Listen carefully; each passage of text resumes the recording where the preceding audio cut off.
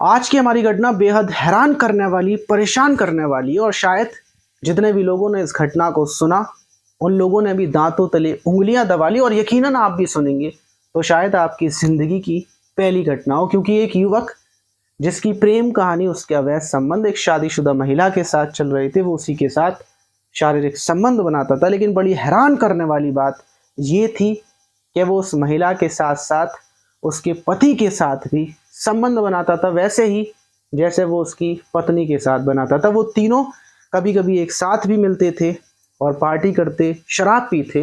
लेकिन कहते हैं कि बुरे का अंजाम बुरा होता है और उसी बीच इस घटना में एक ऐसा मौत का खूनी खेल होता है जिसमें एक की मौत हो जाती है। पूरी कहानी जानने के बाद शायद आप भी चौंक जाएंगे। तो चलते हैं और जानते हैं पूरा मामला। मेरा नाम मांस है। अगर आपको हमारी वीडियोस से कुछ सीखने को मिलता हो तो नीचे लाल वाले बटन को दबाकर चैनल को सब्सक्राइब जरूर कर दीजिएगा। तो घटना आंध्र प्रदेश के स्मार्ट सिटी की है। 8 तारीख की शाम सारे लोग अपने अपने काम कर जब अपने अपने घरों पर जा रहे थे तो वहीं पर एक कॉलोनी में जब एक महिला अपने कमरे पर पहुंचती है, जो जॉब कर वापस आई थी, तो वो कमरे के अंदर पहुंचने के बाद चीखने लगती है, चिल्लाने लगती है। जो कॉलोनी मोहल्ले के लोग थे, जब वो उसके कमरे में पहुंचते हैं तो उनकी भी चीख निकल जाती है, क्योंकि उस महिला के पति की लाश सामने बेड पर पड़ी हुई थी। फौरन पुलिस को फ़ोन किया जाता है। पुलिस मौके पर पहुंचती है। पत्नी प्रियंका से पूछताछ की जाती है कि आखिर तुम कब आई, तुम्हारे पति यहाँ पर कब से थे। तो वो बताती है कि मैं सुबह जॉब करने के लिए गई थी। वैसे तो मेरे पति भी मेरे साथ रोज़ाना जॉब करने जाते हैं, लेकिन ये आज जॉब पर नहीं गए थे, ये घर पर आराम कर रहे थे। और मैं शाम को जब वापस आई तो इनकी लाश मिली और मैंने फ़ौरन चीख पुकार कर लोगों को बुलाया। पुलिस छानबीन में लग जाती है। पुलिस को लगता है कि शायद लूटपाट हुई हो, लेकिन जब रूम को चेक किया जाता है तो सारा सामान बिखरा हुआ था। पुलिस को लगता है कि शायद आसपास कहीं कोई इंसान लूट के इरादे से आया होगा और उसने हत्या की होगी।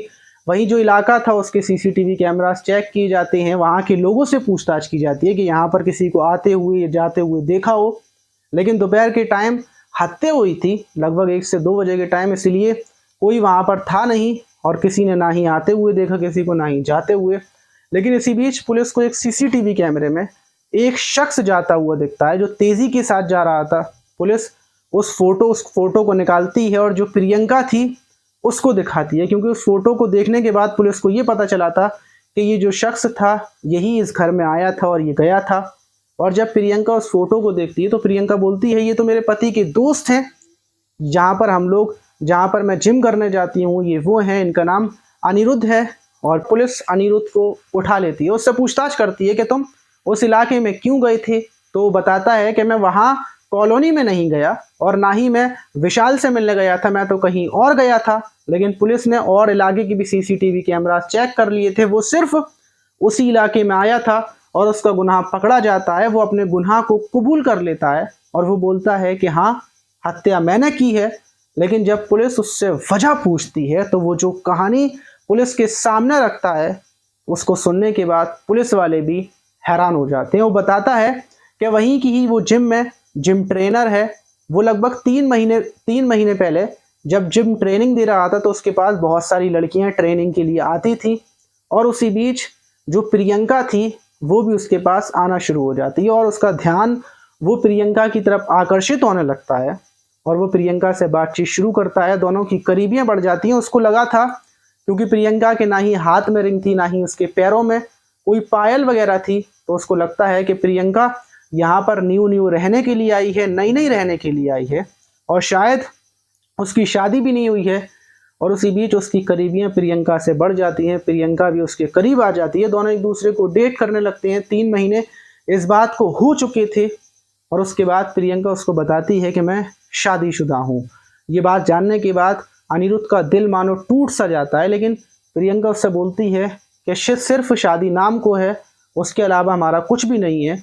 और प्रियंका अनिरुद्ध को अपने घर पर लेकर आती है, क्योंकि अनिरुद्ध के भी समझ में नहीं आई थी कि आखिर क्या मामला है। उसने सिर्फ इतना बताया था कि जो मेरा पति है वो नामर्द है। वहीं जब अनिरुद्ध प्रियंका के साथ उसके घर, उसके रूम में आता है तो वो देखता है कि उसके पति का रूम अलग है और उसकी पत्नी का रूम अलग है। दोनों अलग अलग रूम में रहते हैं और वो बताती है कि हमारी शादी सिर्फ नाम को ही थी, हम लोगों के बीच ये डील थी कि मैं जिस लड़के के साथ चाहूँ उस लड़के के साथ संबंध बना सकती हूँ और जो मेरा पति है वो भी लड़कों के साथ संबंध बनाता है। पहले अनिरुद्ध इस बात को सुनकर हैरान हो जाता है और उसके बाद तीनों साथ में टेबल पर बैठकर खाना खाते हैं। लेकिन जो प्रियंका का पति था वो अनिरुद्ध को घूरे जा रहा था और घूरने के बाद फिर दोबारा से तीनों मिलकर शराब पीते हैं और फिर प्रियंका और अनिरुद्ध अपने जो रूम था उसमें चले जाते हैं। वहीं पर बैठकर मस्ती कर रहे थे कि उसी बीच जो प्रियंका का पति था वो कमरे में आ जाता है और वो ये बोलता है कि अब तुम ऐसा करो, तुम लोग यहाँ से अलग चले जाओ क्योंकि मुझे बहुत अकेलापन लग रहा है। तुम लोग साथ में हो, मैं अकेले हूँ, इसलिए तुम कहीं और जाओ और वहीं पर रहो, क्योंकि उसको जलन हो रही थी। और उसी बीच प्रियंका बोलती है, मुझसे बोलती है कि जैसे प्यार तुम मुझे करते हो वैसे ही प्यार मेरे पति को करोगे। थोड़ी देर के लिए मैं घबरा जाता हूँ, लेकिन फिर मैं ये सोचता हूँ मेरी दिक्कत क्या है, मैं भी थोड़ा बहुत इसको प्यार दे देता हूँ।